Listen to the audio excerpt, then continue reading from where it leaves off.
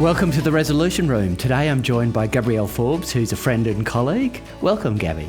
Thanks, Damien. Thanks for having me. This is actually my first vodcast. Well, I'm sort of new to it too. I do short videos, but I've never done this long format. I've watched your videos. They're excellent. Thank you. So we're old mates. We go back 30 years, we decide, haven't we? Is that right? About that, I'm we're pretty sure. friends from university and we worked together at Ashurst, what then called Blake's in the early 2000s. We did. Both insurance lawyers? Both with the same trade, defendant insurance lawyers. Exactly. Absolutely. Great to have you here and I appreciate your time. We're talking today an interesting topic. It's something actually, I don't know if you remember this, but we had a telephone conversation after I left DWF and we're talking about the fact that ego is a real impediment in leadership in law and how it gets in people's way, and we've all seen plenty of egos as well as being lawyers for, close to 30 years. So what I wanted to cover off today is why ego is the enemy in leadership, in professional services in particular, and what's different about professional services. So that's kind of the broad compass that we hope to cover. Yeah. So you're a lawyer from about, 1998 or thereabout? Admitted February 1998. That was back in the olden days when we had to do 2 years of articles of clerkship. So I was the same. Yeah, it feels like a long time. And you were at Ashurst from about... I was at Ashurst only a year and a half into my legal career from 97. So I started about 6 months before I was admitted. That's right. A long time. Part of the woodwork. Yeah. And you were managing partner of the Brisbane office in 2017 or thereabout? 2018. So from May 2018. Oh, so you enjoyed the COVID time. COVID time, yes, delightful. Wow. So you've now been in that role for close to 6 years, huh? Actually, no, close to 7. Right. Finishing off my 7th year come May. Excellent. Let's dig into ego. Ego, of course, is about short-term wins, about positioning. What's so different about professional services compared with, say, the archetype of the visionary CEO, if I could call it that, who, he or her leads from the front and big visionary leader? What's different about professional services leading a group of, say, lawyers, accountants or other consultants? I have to say that I didn't think about this, or I wouldn't have really been cognizant of it until I had to take up the leadership role. In performing that role and then having to achieve outcomes, it's quite clear to me that the role is one of representation. It's a group of partners, so partnership, which is frequently the method with which professional services firms operate, putting aside those corporatised law firms that we see. But within a professional services partnership, very much so, everyone at the partnership table is an owner of the business. Yes. And although we have partnership agreements that set out how decisions are made and where voting rights sit, if you are a representative of the partnership, and that's very much the role of an office managing partner within the construct of Ashurst, you are the representative of the local cohort of partners and you're the representative of the firm to the local cohort of partners, and you need to marry up those interests. So your role is not to lead with decision making. It's to make hard decisions from time to time, and I'm not going to shy away from that. It is there are difficulties, there are interpersonal issues that happen because we're all human. But in truth, our business or our product is the success of our partnership, and each individual partner has their own brand within the brand of Ashurst, has their own business within the brand of Ashurst. We share clients, we collaborate, we've got all of those similar drivers and that same goal. But if leadership comes with ego within that group or that cohort, you'll lose the room. There's no reason to suggest that anyone holding a role of leadership within a law firm is the best in the room. There's no reason to suggest that that person has been selected because they're brighter, they're smarter, they're better at decision making. And if you start to lead with that style or that attitude, you'll be challenged.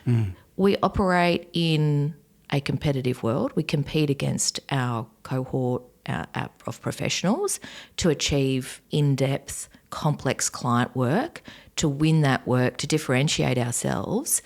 And if a leader in that context leads with ego, they're not a leader of the profession, they're not a leader of the partnership. They're starting to lead with a self-interest. A self-interest for validation, be that part of your ego, or a self-interest to consider that you're somehow deserving or better than the cohort of exceptional high performers that would often be at the partnership table in any given firm where there's a leader. That's a very good point. So you're sort of weaving things together, aren't you, and helping people to collaborate and work productively, but you're not really leading from the front in a strong, visionary way. It's much more of a collaborative, bring people together, have good consultations and embed good relationships. Absolutely. One of the things that we've identified, or that one of the key focuses of what we need to achieve our strategy, is collaboration. And if you cannot have a leader that brings people together through and drives those common interests in that collaboration, or respects people in a way that even when decisions go against them, it's reflected in the empathy or the understanding or the transparency of the consultation, the transparency of the impact and the decision making. If you don't lead with that method, how do you keep this disparate group of highly performing professionals together with the one goal and the focus? Yeah. So collaboration means bringing people into the decision-making process. It is understanding the impact and the drivers from each of those people and finding the common benefit and the common goals, and making sure that when we come together and we've got a room where we can all talk about our varied interests and our disparate positions on things, everyone in that room has a valid voice, and there is no one leading with, I suppose I call it front-footedness, where the decision's almost made before the room comes together.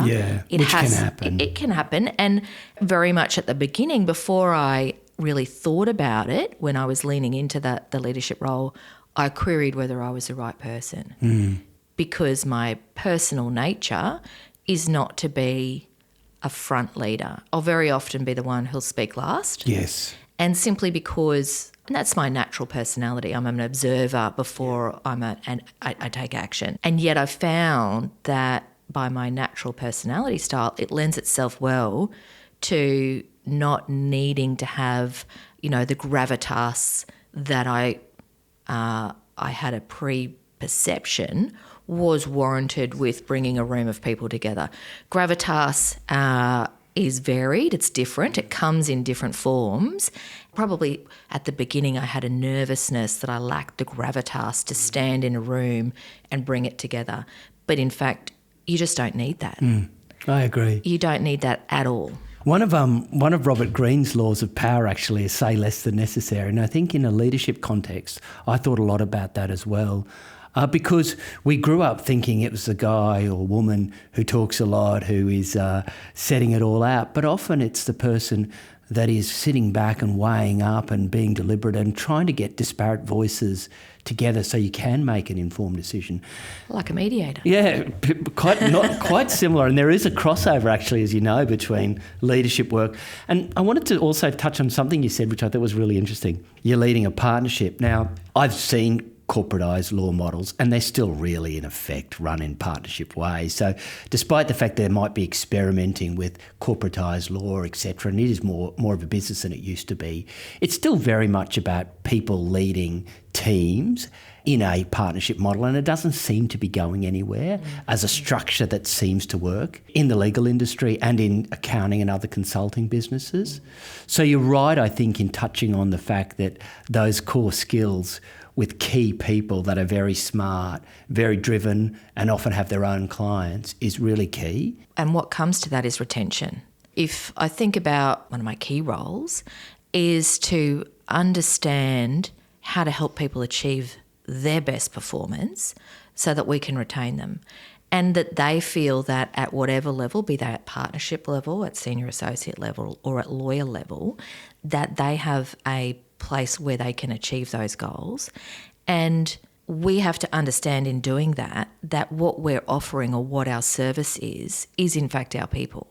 So we don't have a product that if our people leave, we can just keep selling. That's exactly right. We invest in our people with the security and understanding that they will invest back in us. If they don't, we want to work with them to find some other aspect to their career so that we continue that relationship with them. But that notion that the entity or the firm is something other than its people will always lose its people because they are our value. Exactly. Everything we do is our value. And one of the things about managing partner role is to look at our next cohort. Where are we investing them? How are we retaining them? And how are we making sure that they will be even better than the current cohort of partners? Yeah. And that's new to the law. Yes. The way we grew up, no one was really thinking about that. It was a game of survival really, and you stuck around and you hoped to. How long could you put up with the management style of those people you worked for was the model, and jumping ship or jumping firm was a common thing. Exactly right. For that very reason. Yeah, that's right. And then you tried to swap it out thinking it would be better, and it wasn't necessarily because the culture could be quite endemic. It reminds me of something that I put out on a video that I've reflected about, which is the 3 things that people turn up subconsciously to answer within a role. And that is, 1, what are my job expectations? 2, how am I going next to them? And 3, what does my future hold? And I think even looking back at my leadership story in law, we weren't very good at helping people understand and map out what their future holds at times. I look back and I realise the importance of that, the importance of succession and bringing people on and really leaning into what their future holds and being honest with them about them. What's been your experience with that? One of the things I think is really important, and one of the things I reflected when I became a partner, was it was almost as though this veil lifted and you would get to see behind the veil at how decisions are made, how the business of law is run, what profit means, all of these things, whereas at a lawyer level you're focused on your timesheet. So it's really important, and I'll harp on about that a lot, is honesty and transparency. Yeah. And early in my career, I don't remember exactly what it was or where it came from, but I remember reading an article about autonomy and that people are happiest in their jobs where they have a sense of autonomy. Yeah. So it's about empowering people. It's giving them the knowledge, giving them access to the information, and drawing back that veil so that we say, you know, we're investing in you. You are leaders of the firm, whether you're a partner or not. You have every access to clients that a partner has. Yes. You have every access to the financial information that a partner has, and you open the gate and people perform. Lawyers by our nature are goal setters and achievers and performers. It's almost as though by not giving them that information, you're holding them back.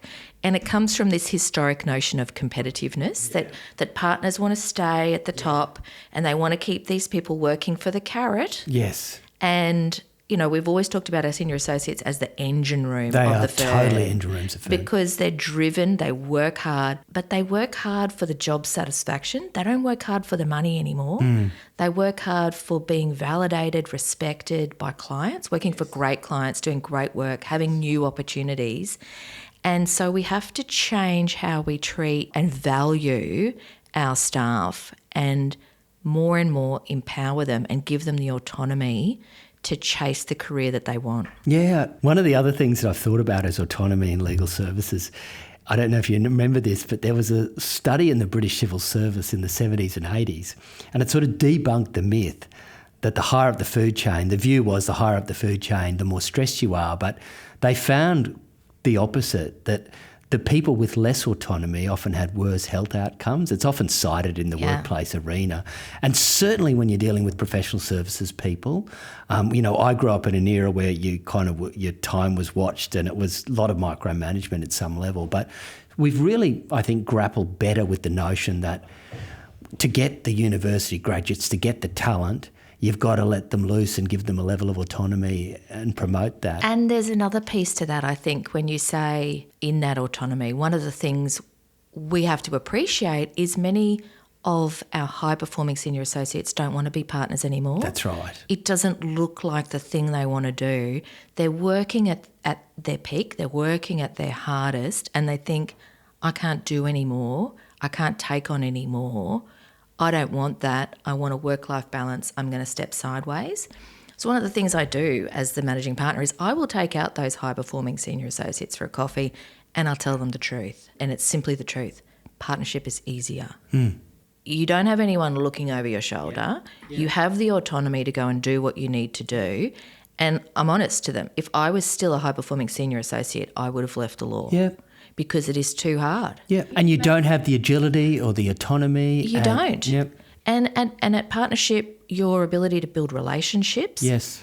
Not just do the legal work, but build the relationships, pitch, sell your team. All of these soft skills are really valuable, and you don't have to just be on the tools. You can bring strategy to work. You can bring your years of experience that it's valued in a different way. And so it's encouraging those people to see that, in fact, that pathway isn't what you perceive it to be, because we have to take away the ego of the partnership to say, I've achieved this because I'm so capable. Exactly. And it's brutal up there and it's a lot harder. It's just... It's not true. It's a recognition that you can build a practice. I think that's very true, Gabby. I don't think I could have stayed as a CEO. It wouldn't suited me. I was not a particularly good employee anyway, to be frank. And a lot of people go, oh, it's brutal, it's hard, and you should go down this pathway. And that's just the absence of a growth opportunity for people. Well, it's keeping a myth. That's right. It's retaining an ego that when you make it to the top, it's because you survived the brutality and you earned it. It's a myth. Yeah. It's having business sense. Yes. A good opportunity is one that you pursue and you don't let it outside of your grasp. And many of our senior associates now, it's about building that business capability within them so that they understand that that role is different and distinct. You don't have to be a high-performing senior associate and do more. No. It's a different role. It's a different role, and it comes actually with more different opportunities. And I agree. I think that's entirely true. And I wish we could be more honest, because sometimes in professional services there's this conversation about work-life balance and you can't. There's such a cost to partnership that you can't pay that price, and that's just not right, because there's lots of opportunities for leadership in very different ways. Well, one thing we're doing now, and you brought up COVID at the beginning, but one thing that's so important is flexibility. And so at that point, when you're talking about work-life balance, the flexibility, the technology we've got, the ability to work at different times at any time that so suits you. Exactly. It's not just available to our senior associates, it's available to our partners. Yeah. And since I've been a partner, I've only been an 80% partner. For the entirety of my practice as a partner, I've always had flexibility. I've always wanted flexibility. I'm here today on my day off. I know. Thank you. Because it's what I choose to do. Because that's the sort of thing, that I have the flexibility to be able to say, well, and I've told you, I've got to leave at a certain time to go get my kids from school. Not because they can't get themselves home from school, but that's something that because I you want. prioritise it. It's what I want for myself. And so in our world of ever-changing law and the higher demands and the expectation that pace is constant, that we're constantly accessible. We might have right to disconnect laws, but really do they apply to partners? Yeah, exactly. Of law firms? Yeah. I think they do. They do. Clients understand it. It's about communication and transparency. Yeah. It's never been a problem for me working 80% and being a partner. That's fantastic. My clients Gabby. Appreciate it. I must say, I must think I'm too important. I've never had the challenge to do that, although I work less now for obvious reasons in this new role. I want to go back to a point you made about making hard decisions. And in lots of my leadership work, even though I work across various sectors, the common theme, of course, is the most stressful experience executives and leaders, even outside of law, have invariably comes down to people, doesn't it? We're all in the people game, despite the fact that law probably makes it more pronounced. But yeah, talk me through, some of the hard decisions and how you've managed them, and what you've learned about yourself from these hard decisions. From the very get-go, one thing I've had to learn about myself is that I'm a people pleaser. Yeah. And so at the beginning, making hard decisions, I thought I could make decisions that pleased everybody. And I very much thought I could do that through consultation and engagement. But you can't change people. You cannot change what their needs are. And so I've had to become not more decisive, just more accepting of the fact that there's no way on some occasions that I'm going to get buy-in from some people on the decisions that have to be made. Yeah. And the decisions have to be made. Indecisiveness is the worst. Yes. I think we know that as professionals. The minute we give a client an advice that sits on the fence, they throw it in the bin. We have to be able to, as leaders, make those tough decisions with the appreciation that some people are going to be upset by that. And the way to deal with it is not ignore the fact that some people are going to be upset by that and to lean into that. Yeah. So make those hard decisions, appreciate and understand and know who's going to be upset by that. What you don't want to do is make a hard decision and not know when people are going to be upset by that. Yeah. If you don't know who they are, you're not being a good leader. I agree. Because you need to lead by knowing the people you're leading and what their goals are and what their positions and points of view are. And it's been comfortable enough to sit in a room with hearing difficult points of view and being challenged and not shying away from the decision that's been made and the reasons for it. The other thing, it's about transparency. People really need to understand why. It's not just about, again, and that's ego. It's being open to challenge. It's being understanding that people need to understand why. And even if they understand why, they might still not agree. And some of the tough things I've had to do and some of the things I did early that I think on now, would I still do that? I don't know. I remember having two people who had very disparate views about something. And it was almost like a mediation, Damien, you'd be very proud. But instead of having them each complaining to me individually, and they were both very high-performing, high-level people, above my level of ranking, and by bringing them both into a room and instead of having the ability that they could speak openly to me in private to agitate for their position, bringing them together. No. Would I do that now? I'm not sure, because it could have gone really badly. Yeah. It went beautifully. It was really insightful to me that by having courage, that worked, because I had the courage to bring them together. I wasn't going to make a non-transparent decision about this.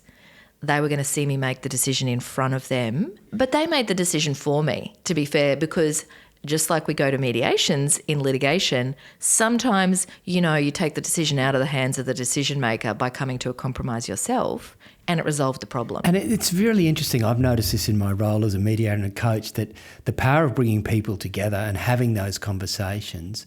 If you say someone's going to you over here and someone's going over here, both people are really solidified in their camps, aren't they? Absolutely. And so that's a really good strategy. And also, I think, interestingly, a couple of things. One is they have to eyeball the other, so there's a notion of perhaps toning it down a bit.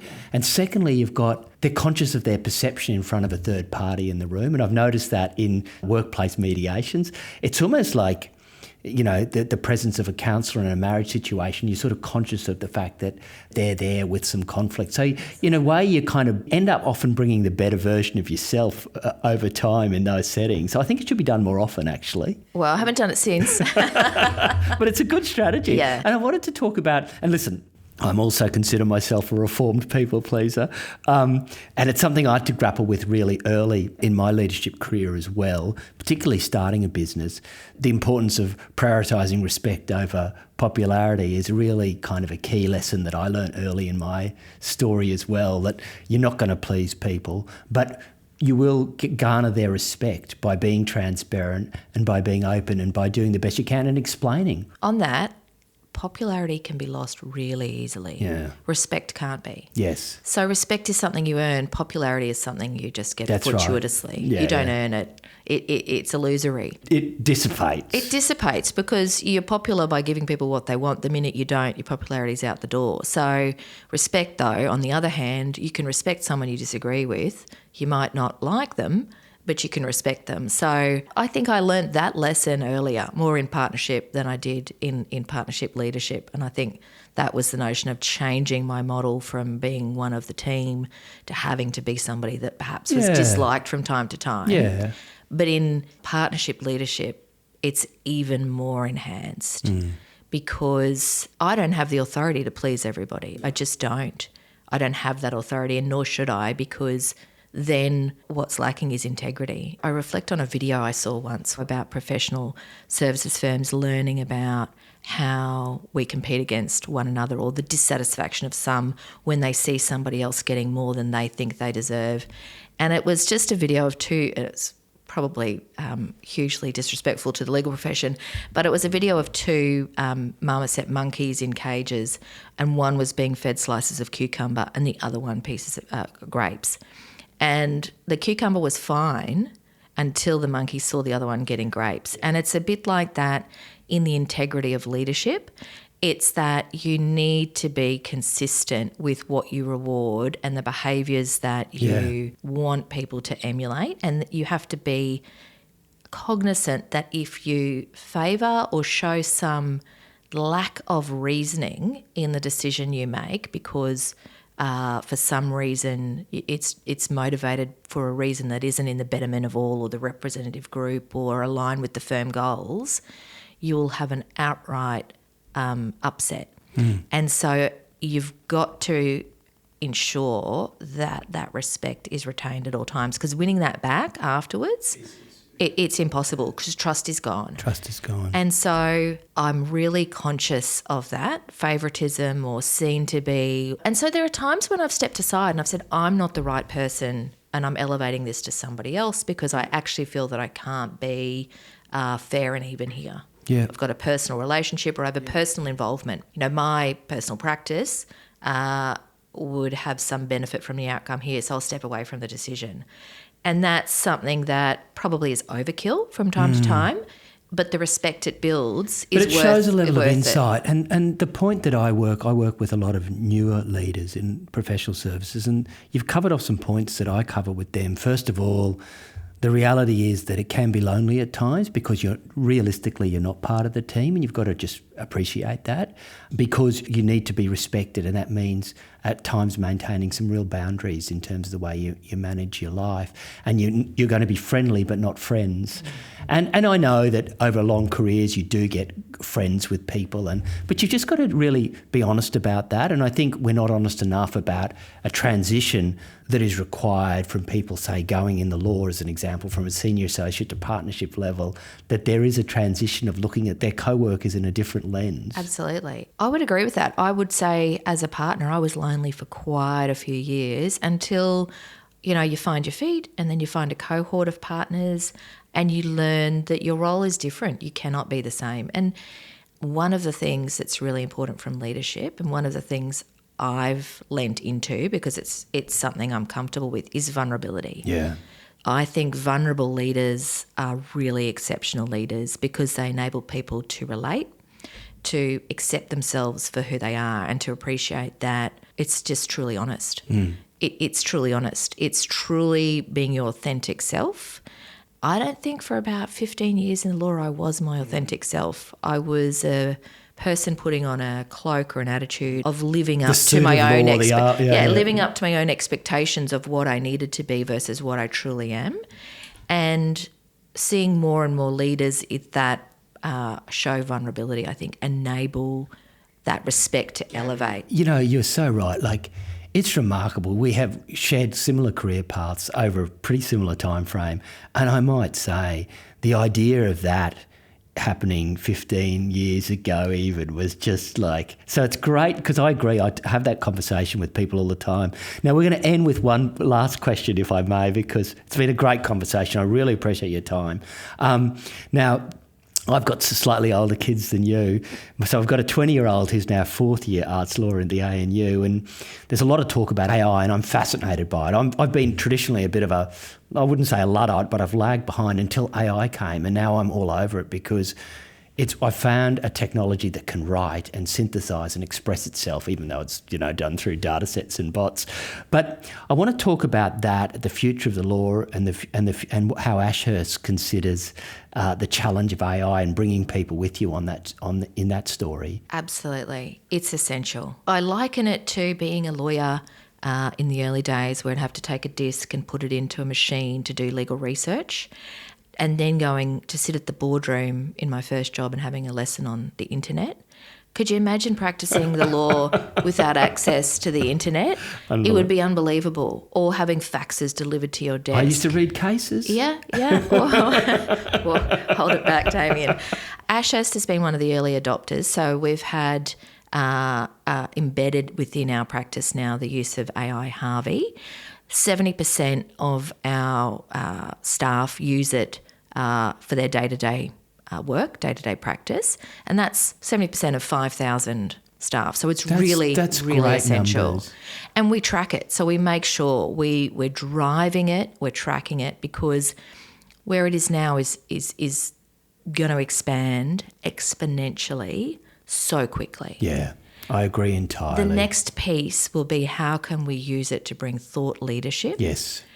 We're using it for the lower level pieces where we can, but it's going to expand rapidly, and we all need to be ahead of the curve. I agree. And listen, I have a different perspective on it than others. For example, I've read some statements from the judiciary about how dangerous it is, but it's the same as you see written submissions that are done that are copy and pasted, mistakes are made. You still have to get it right. If it's generated by AI or there's an AI, it's still your product. I don't see it being any different than you not checking something that a junior has drafted effectively. Effectively, that's exactly right. In the sense that if you're going to put your name to a product, it better be your product. Exactly. If you want to send something to a client and say, this is AI generated. Yeah. Good luck with that. The client doesn't need you. Yeah. The client needs the AI generator. What it means is that the quality and the calibre of the work can be that much higher. If you think about it like this. And quicker. Well, look at the legal research previously where you put a disc in to get your legal research. We'd all sit in the law library at our relevant universities, pulling out book after book after book, searching and searching, going to get, international judicial decisions and pronouncements to compare. I mean, how hard was that? Versus now you look at what you can do with AI to garner and capture that. It's a step ahead of what we've got with our access to global data, yes, global internet usage. We will have global information, global intel and input that goes into the data set that AI's got access to. It has to be better than a lawyer with their set of experience, with their limited know-how and knowledge. We're garnering intel from a vast group. Gabby, that's my view precisely, that it'll enhance really quickly. And I might say, I've looked at it even, for example, and that's why my view is the junior end of the market could be more potentially disrupted. I've looked at it for summarising functions and for timeline function. And listen, some of the legal products out there are really quite good. There's some work to be done still, but I think it's quite remarkable. Another conversation for another day is to what extent law firms will become sort of data centres as opposed to. But anyway, let's leave that dystopian future as lawyers who enjoy our time. Listen, thank you so much. I'd like to thank you for coming. Thank you for your friendship over the year as a colleague as well. We've run things by you in my leadership position. We've worked in the last couple of years even in the same building, of course. Absolutely. So thanks again for your time. I thought it was really insightful. Definitely the ego is the enemy, and it was a great topic. I'm glad you're with me on it. Thanks you, Gabs. Thanks, Damien. I look forward to seeing all your future podcasts. Thank you. Thanks. All the best. Cheers.